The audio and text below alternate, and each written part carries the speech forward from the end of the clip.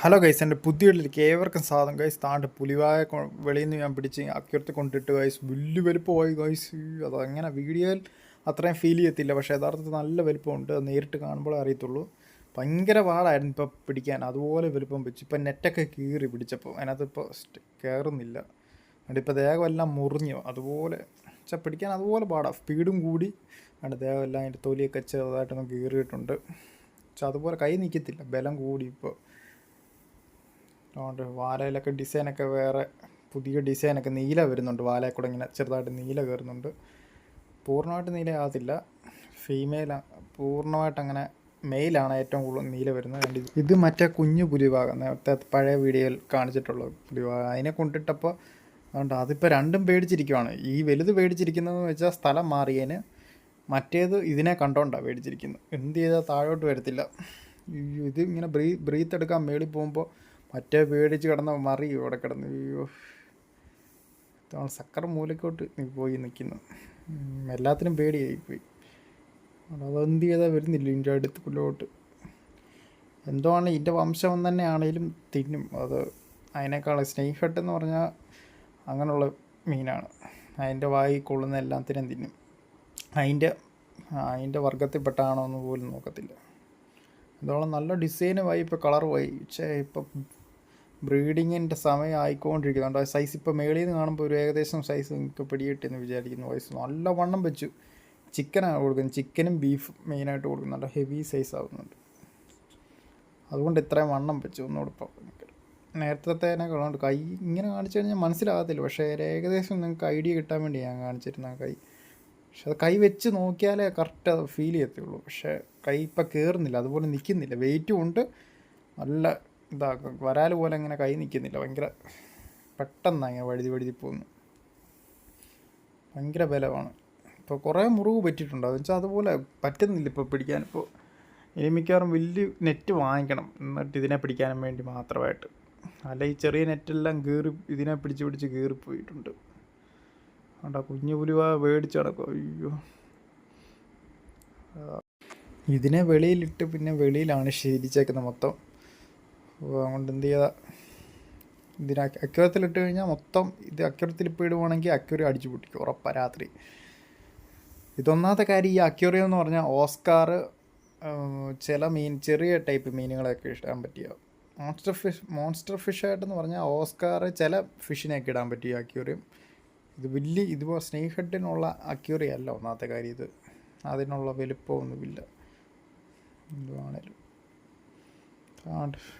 Sucker മൂലയ്ക്ക് ഒന്ന് മാറി നിൽക്കുന്നുണ്ട്. അയ്യോ, സക്കറങ്ങാണും അങ്ങോട്ടെങ്ങാണും കൊമ്പ് കൊണ്ടെങ്ങാണും ഞോണ്ടാൻ വന്നു കഴിഞ്ഞാൽ ഇത് ഇളകും.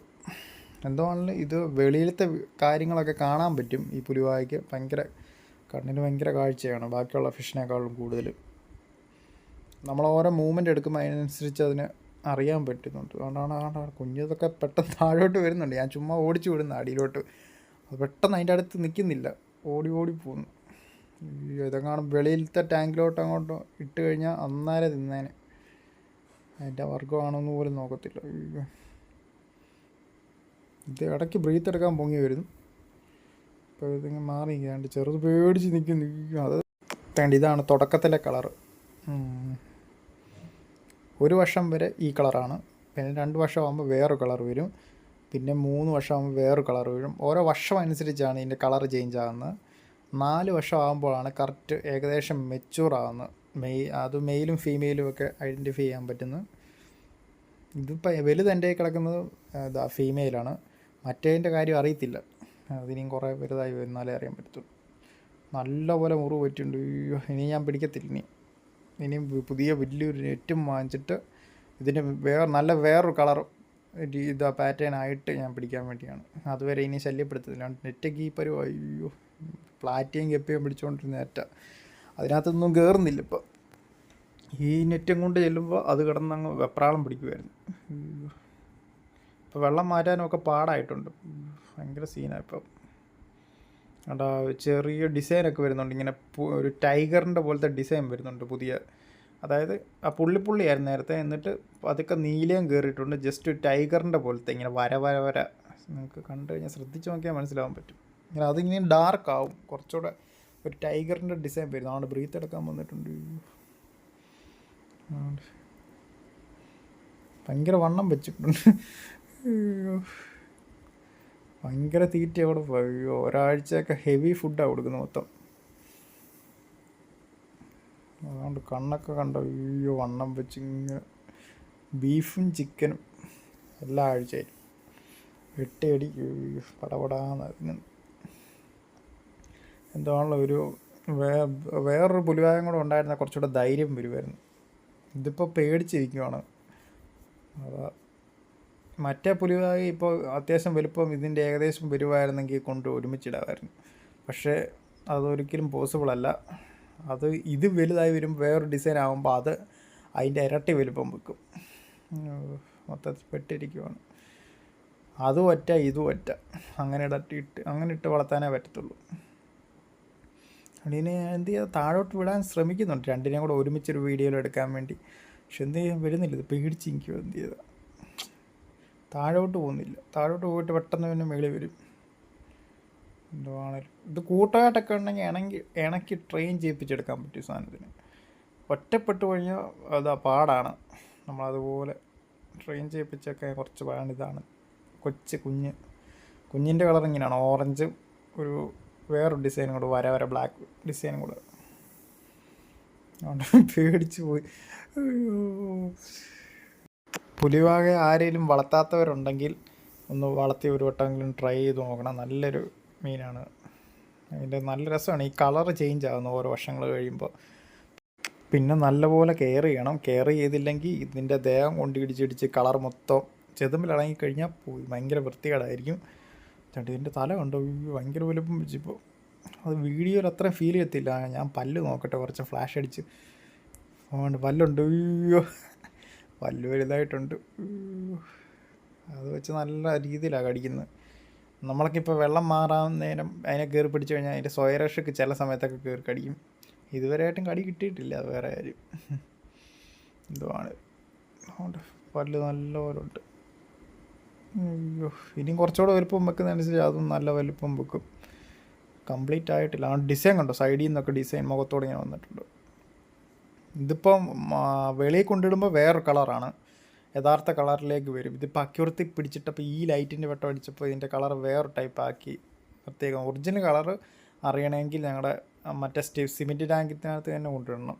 ഇതിപ്പോൾ പ്യുവറായിട്ട് മാറിയിട്ട് ഇതിപ്പോൾ പേടിച്ച് നിൽക്കുവാണ്. അപ്പോൾ പേടിച്ച് നിൽക്കുന്നതനുസരിച്ച് ഇതിൻ്റെ കളർ ചേഞ്ച് ആവാൻ കഴിവുണ്ട് ഈ പുലിവാക എന്ന് പറഞ്ഞ സാധനത്തിന്. അപ്പോൾ അത് മിക്ക മീനും ഉണ്ട്, പക്ഷേ പുലിവാക ഇച്ചിരി കൂടുതലാണ്. അപ്പോൾ ഇത് സിമെൻറ്റ് ടാങ്ക് കൊണ്ടിടുവാണെങ്കിൽ മണലും മറ്റേ പ്ലാന്റും കാര്യങ്ങളൊക്കെ നാച്ചുറൽ സെറ്റപ്പ് ഉണ്ട്. അവിടെയാണ് ഇത് കിടന്ന് ജീവിച്ചത്. അപ്പോൾ അത് അവിടെ കൊണ്ടിട്ട് കഴിയുമ്പോൾ നാച്ചുറൽ കംപ്ലീറ്റ് ഒരു ലുക്കിലോട്ട് വരും. ഇതിപ്പോൾ പേടിച്ചിരിക്കുന്നതായിക്കൊണ്ട് ഇച്ചിരി മങ്ങിയിട്ടുണ്ട് കളർ ഇച്ചിരി. പേടിച്ച് നിൽക്കുക, ശ്രദ്ധിക്കുന്നുണ്ട് വെളിയിലൊക്കെ ഒക്കെ. പിന്നെ ഇതിനെ വളർത്തുമ്പോൾ വലിയ ചിലവോ കാര്യങ്ങളോ ഒന്നും വരുന്നില്ല. വലുപ്പം വെക്കുന്നതനുസരിച്ച് ചിലവ് കൂടും, വേറെ കാര്യം. എന്തുകൊണ്ട് നല്ല രസമാണ് വളർത്താൻ. എന്തുകൊണ്ട് അതിൻ്റെ കളർ ഒരു രക്ഷയില്ല, നല്ല രസം. വേറെ മീനുകളെക്കാളും ഒക്കെ വളർത്തുന്നതിനേക്കാളും ഭയങ്കര സന്തോഷമാണ്. പിന്നെ ഭയങ്കര വിലയാണ് ഉണ്ടെങ്കിൽ നിങ്ങളുടെ സാധാ വരാലിനേക്കാളും നല്ല വിലയാണ്. ഒന്നാമത്തെ കാര്യം കളറാണ് മെയിനായിട്ട്.